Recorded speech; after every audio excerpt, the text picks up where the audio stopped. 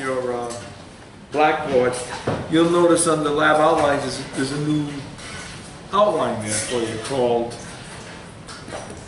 why did I take this class? No, it's called, you know, bone anatomy and MOP. And what it is, what the 8th edition's coming out, the workbook that goes with it finally has an actual key to these structures you've been shown. So I thought, you know, once we don't have color copies, of course, not forbid. It's in black and white, but it labels everything that you're responsible for, and the same thing with the long bone that's cut in the coronal cut that I said you have to know the parts of a bone. Okay? So you have those two pictures have been uploaded to you on Blackboard. All right? So print, sign, and you decide what, that's, you know, what mortgage. You want an A, you make 6 mortgage payments from the other. So can someone give me one of those long bones, please? And I'll take this model. And we'll move this stuff here. I just pass it to them.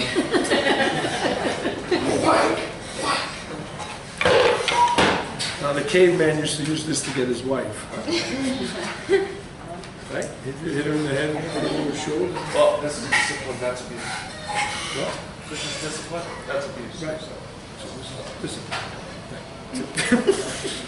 The good thing we have the guy with all the answers. So the first thing it says on your handouts, who has their handouts with them, who bothered to copy them before they came? I legit printed them out and then forgot to grab them off the current. My dad, She don't believe me. that's okay. I don't think myself. So, can one of my tutors do me a favor, instead of just talking like I don't exist? One of you guys just pass out to them.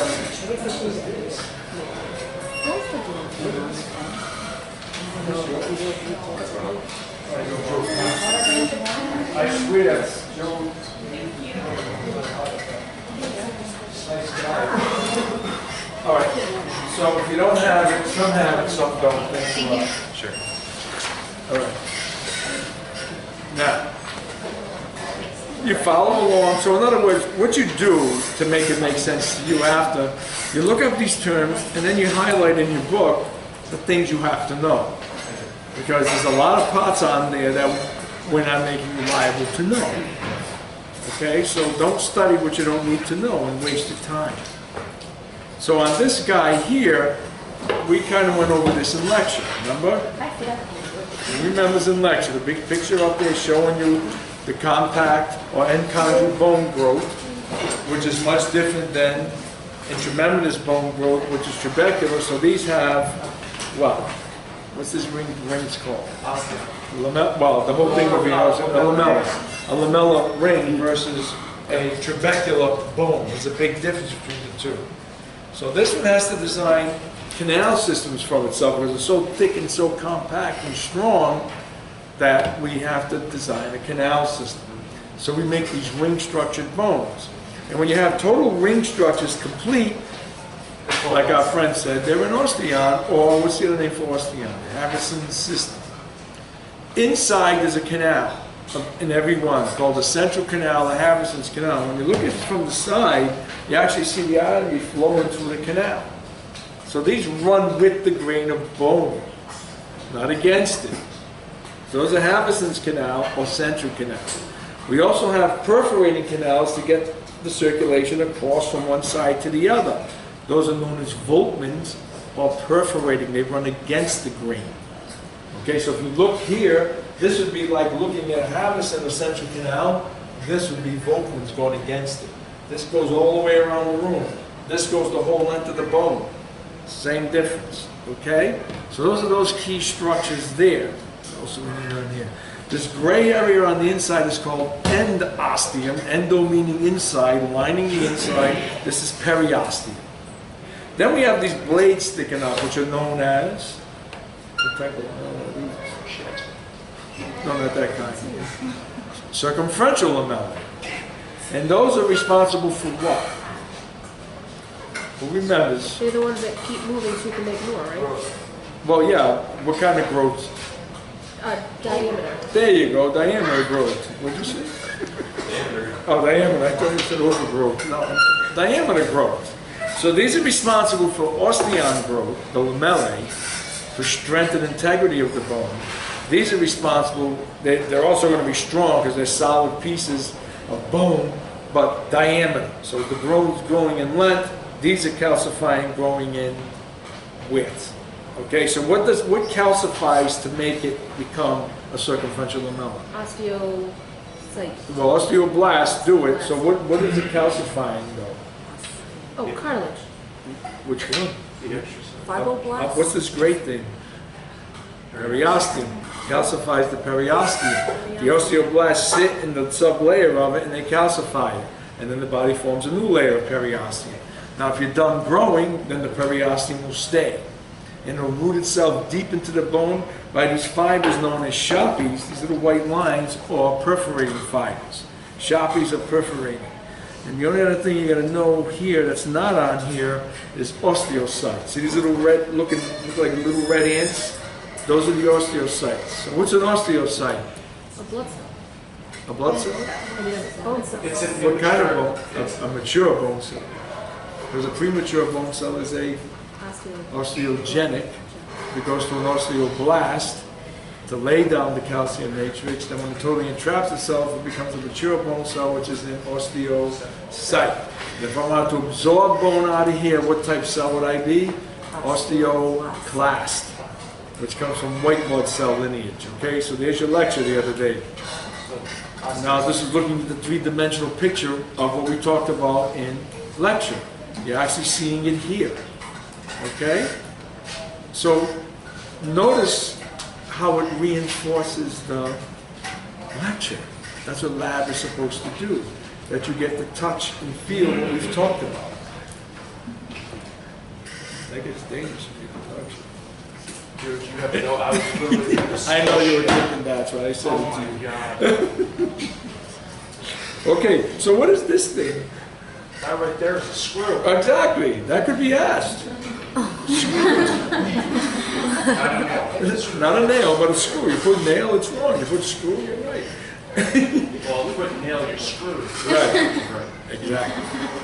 So, looking at this, yes, is a femur, but we don't care about the parts of a femur. That's next week's warning. This week, we care about the anatomy of a bone. And you do have a nice picture now that's with it to help label it. So the ends are known as the what? Proximal and distal epiphyseal. Right. So the epiphyse. Right? This is known as the shaft or the... The jugular cavity. Oh, no, the outside. The whole thing. Oh. Diaphysis, thank you. Diaphysis. Now in your little handout thing there, you're going to have this little section here which is kind of like a weird area known as the metaphysis. Don't worry about that. That's too picky. You don't have to worry about metaphysis. It's on there, it's not here, so it means you don't worry about it. Okay? The only thing I told you to add to this was osteocyte. That's it. So don't worry about that. Then this area is made of compact bone. This area is made of spongy or trabecular bone. So that's a given. You know that. Other things we have to know that this is the medullary cavity. And there's a line here. What's this line known as? Epiphyseal line. If it was still growing, it would be an epiphyseal plate. Okay? So please call it the line. You call it the plate, you still get the credit, but be proper with it. Epiphyseal line versus a plate. Okay? It's like half credit? No, you get full credit. That's it is a shame. Okay? So these are the two unique things that you really don't have. Now we do have a picture of it, but not in your lab book. Everything else is in your lab book. Okay? So where are you lecture again when? Tomorrow morning? Tomorrow morning. So, all right, we're then and done. All right, so one thing to talk about before we let you loose, pay attention to where foramen and things are, because if you look at the list, it goes by bones. So the head's made up of many parts, all glued together.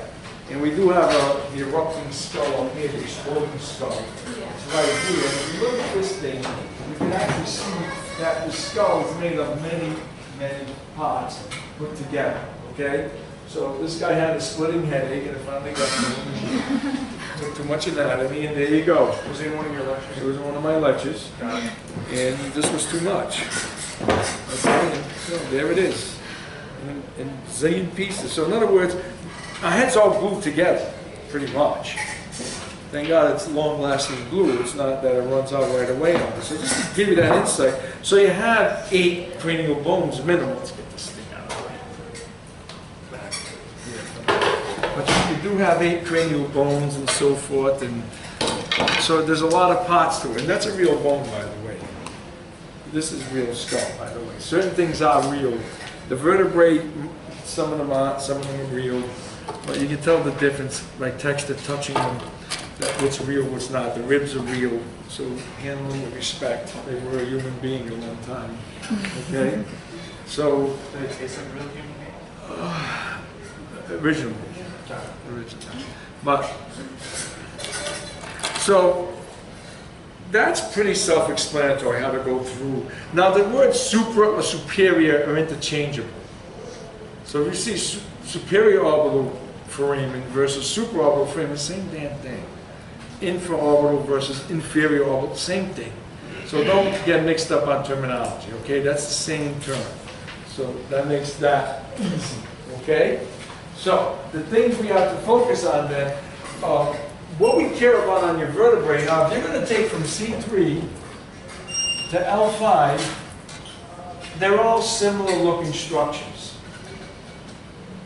C1 is the atlas, which is just a ring structure. C2, from the undersurface, it has a body, but it really doesn't because it has this big dent sticking up, which makes it like an axis or an axle, the pivot.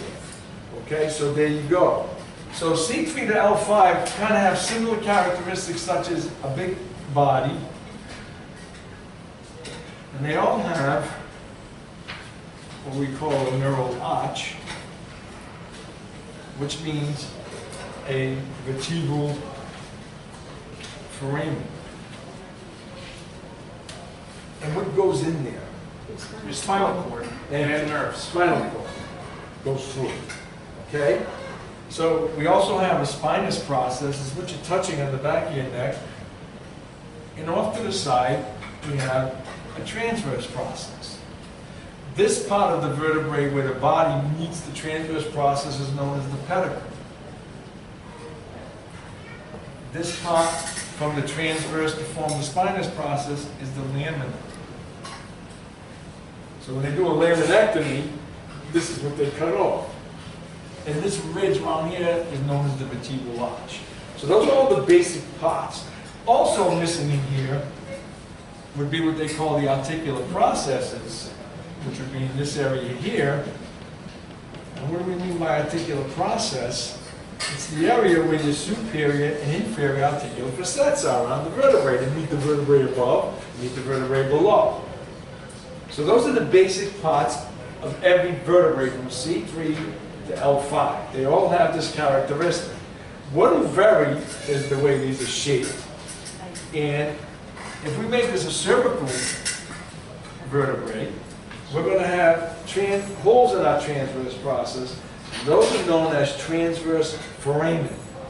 So C1 to C7 have holes in the transverse process known as transverse foramen. They will carry the vertebral artery.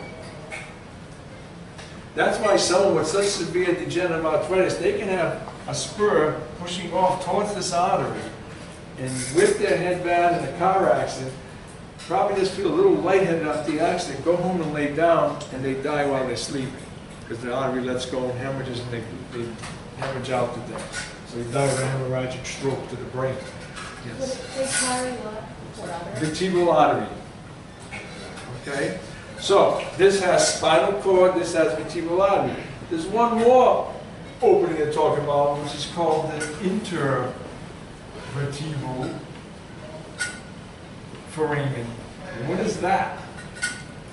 It's the foramen that's in between the vertebrae. Exactly. And how do we make it? When we put two vertebrae together, like this, I'm going to show it too well. With the spine, the vertebrae above and the vertebrae below come together, they make a hole. And that's called the intervertebral foramen. And what comes out of that? spinal nerve. Okay, spinal nerve. So, to summarize, vertebral foramen spinal cord, transverse foramen vertebral artery, intervertebral foramen spinal nerve. Get that down because those three will definitely be on your test. They're going to be on a written test. So you've been warned, you've been told. You missed it, shame on you, not me, because I told you. So the first one was the There's no vertebral. so you should learn. Vertebral foramen. Yeah, Vertebral foramen. has your spinal cord. Right. Yeah. You got it? Yep. And then, we're going to do this again in lecture, but we're doing it here because you're looking at stuff and you're not knowing what the hell you're looking at. If this is also move this here more, a cervical vertebrae, the spinous process is shaped like this, known as a bifid spinous. So it's another characteristic they have. So not only do they have this hole here, they have this weird shaped spinous process to support the supraspinous ligament coming up to hook into the nuchal ridge and extra-occipital protuberance of the skull so you can extend your head. Okay, so to give a lot of support back here. Also, these articular facets are going to run in what we call an oblique angle, oblique plane. And if you look at any of them, they're all running in an oblique angle. They don't run straight across, they run obliquely when you look at them. Here's a cervical here. That's oblique, meaning the greatest amount of rotation takes place in the cervical spine. The greatest amount of rotation. Now, let's make this a thoracic vertebrae. So what are we going to do to it to make it a thoracic? What is the key thing we have in the thoracic spine? That's in the thoracic area. What's the key thing we have there? Sacrum. No, thoracic. We're in the ribs. Oh, lumbar. So we need, no, ribs. We're in the thoracic spine. So we're T1 to T12. Ribs. So what does that mean? We have to have facets to accept the ribs. That's a key thing. And if you look at a thoracic vertebrae, they look like looking at the face of a giraffe. There it is. Looks like a giraffe's face. Long spinous process that goes down to the segment below. That's one of its key characteristics. Giraffe. And it has little facets that'll hook onto ribs, known as costal facets. So we have one here, and we have one here in the spinous. The transverse. So this would be the transverse costal facet. And this would just be the superior costal facet. And at the bottom part of the vertebrae would have an inferior costal facet. So each rib articulates with three articulations when it touches the thoracic spine. That's another question you can ask. How many articulations are there to a rib when it attaches to the spine? Three. Because the tubercle will touch here, and the head will touch here, and the one above. So it touches superior, inferior, and there. That's how it comes in and hooks up. Okay? So that's a key thing to look for. So the key things to ask you on a practical is name the vertebrae, tell me if it's a cervical, thoracic, or lumbar, and then ask you the key things on that vertebrae to make you know it's a cervical, thoracic, or lumbar. Do you follow what I'm saying to you? All these little parts here, they all have that. So I ask what they all have. That's not challenging you. What's challenging you is how do you know it's a thoracic versus a cervical versus a lumbar. And the facets, instead of running this way now, they run in a coronal plane. Coronal plane, if you look at it, there it is, in the coronal plane, because there they are, the facets. They're running in a coronal plane. Why? Because the greatest amount of side bending takes place in your thoracic spine. You can't flex the thoracic spine. It's side to side, lateral bending. There's movement of the ribs that go side to side. Okay? Now, what's the last one left? Lumbar, L1 to L5. In the lumbar spine, do we have ribs? No. Do we have vertebral artery? No. So these things won't be here, and neither will this thing. You're going to have a big bullnose spinous process. Give you an extra big bullnose spinous process to take on a lot of weight and a big thick body. That's its two key characteristics. But it doesn't have anything else. There's your transverse, here's your spinous process, here's your pedicle, here's the lamina. What it has in here, though, is the way the articular facets run. They're going to run in a sagittal plane, or this type of plane. Why? Because the greatest amount of flexion and extension take place in the lumbar spine. They run how? In a sagittal plane, or a lateral plane. Because the greatest amount of flexion, extension takes place in the lumbar spine. So they, by the way they're shaped, and by what, that's going to give you an idea of why they're where they are and what they're going to do. Okay? So the reason I went into this, we didn't talk about it yet in lecture. Yes, we'll do it tomorrow in a lot more detail. But to give you an idea of what you're looking for when you look at the stuff. Okay? So, what you can do is you start like two people to a skull. You have your own skull, you're looking, you're sitting by yourself. You have your own skull.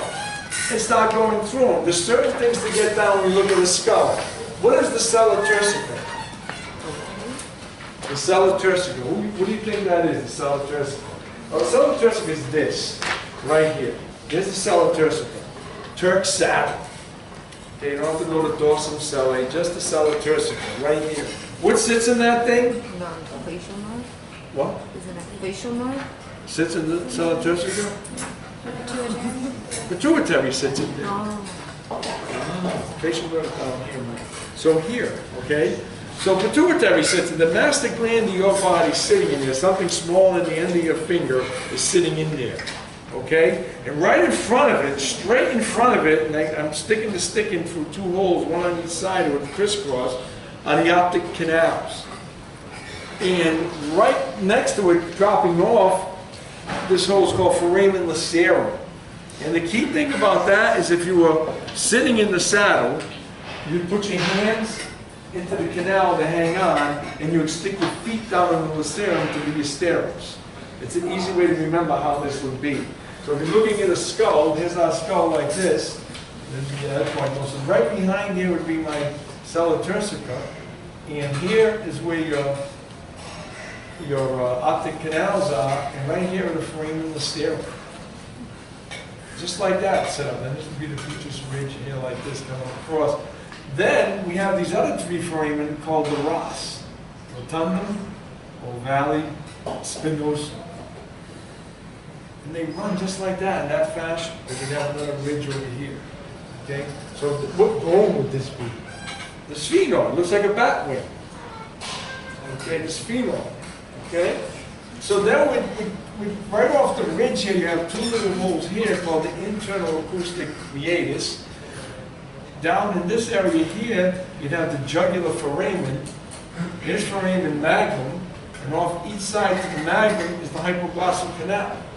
Here's the cribriform plate, you know, and the cristogalli and the cribriform plate right here. And that's pretty much all the anatomy you have to know in there. Because this would be occipital bone, sphenoid bone, frontal bone, that's one. So there they are. So it's not that difficult. You can simplify it that easy. When you look inside an eye, right? You look in the eye. What do you see in there when you're looking inside the orbit? Well, we have fissures, right? We have two fissures coming this way, and we have a little moon here, which is that thing, the optic canal, bringing the optic nerve in, and we have the supraorbital fissure, infraorbital fissure. Fissure means a jagged line through the bone, because that's how the cranial nerves that control the eye come through, 3, 4, and 6, to innervate the muscles of the eye. So that's how they get there. That's why it's set up this way. All right, so cranial nerve 2, 3, 4, 6 on that. There's 5 is facial expression, 7 is trigeminal, which will come out from the supraorbital foramen and notch. Infraorbital foramen would be 7. The ophthalmic division, maxillary division. So they're all near one another. And right over here, you have the lacrimal bone with the lacrimal canal. What's that? Your tear duct. You cry. That's why it's salty tasting. Because the tears wash, the lacrimal gland sits up here and it washes across the eyeball to clean it, and down it comes through there. understand? So that's most of your anatomy. I don't care how lousy you draw, how good, draw the things out. Rough draw them and label it. Rough draw it, you want to really learn this stuff? Draw it rough, label it. Draw it. And if you can do all this without looking back, then you know it. You gotta keep looking back, you don't know it. You understand what I'm saying to you? So it's repetitiveness over, and over. The best way to learn, like people ask, do I do PAL, I take pictures? You know what? Get blank pictures of the skulls and label them. Make about 10 and label it 10 times. Usually after doing it about 10 to 12 times, your hand and brain start hooking up together, and even if your dumb brain doesn't work, the muscle memory between the brain and the hand will work to write the right thing where it should be. There's something on Blackboard you put up there that it gives us a blank of everything, every single system. There's a blank sheet where you could label them. I did? Yeah. Play with it. Thanks. And then it put the answer after. If you want to see your answer after, Really? click on the answer, correct answer on it. Where Yeah. the hell I put that? Let me find On it. Blackboard or is it from the Pearson I'm A&P? just gonna white out the answer. I play with everything, so. Might be the Pearson A&P it's coming from. I remember doing that on Blackboard. If I did it by accident. It's something that my brain worked. I'm going to leave it here so you can actually see how the skull is all hooked together. Not gonna take it down, are you? Not. Wow. I am going to take it down now. I don't want to be that easy. Did you find it? No, I'm gonna look for it now. See, she's making it. Email? No, it's on Blackboard. That's what she was. It's someone class because it has the syllabus and everything right on it. He took it from somewhere. All right, the sign-in sheet's going around. Make sure you sign in to get credit for being here today. And on top of it, if you're filling from another section, which you do, then put your glass